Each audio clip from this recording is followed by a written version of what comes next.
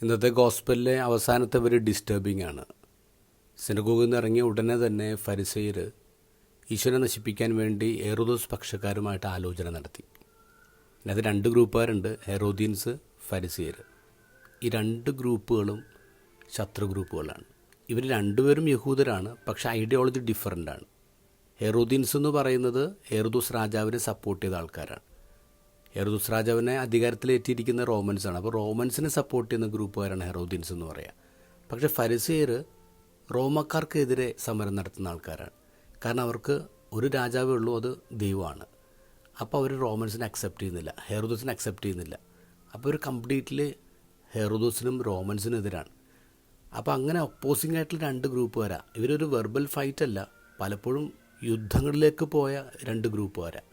ഈ രണ്ട് ഗ്രൂപ്പുകാരെ ഒരുമിച്ച് ചേരാണ് ക്രിസ്തുവിനെ ഇല്ലാതാക്കാൻ വേണ്ടി.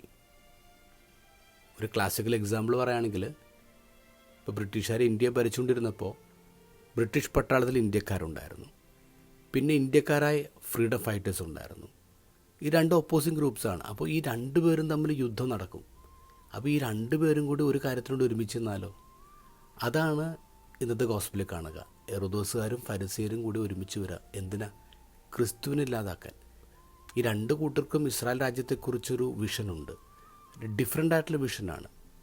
പക്ഷേ ഈ രണ്ട് കൂട്ടരും ഒരുമിപ്പിക്കുന്ന ഘടകം എന്താ? ഈ രണ്ട് കൂട്ടർക്കും അതിൽ ക്രിസ്തുവിനെ വേണ്ട, ക്രിസ്തുവിനെ ഇല്ലാതാക്കാൻ വേണ്ടിയാണ് ഒരുമിച്ച് ചേരുന്നത്.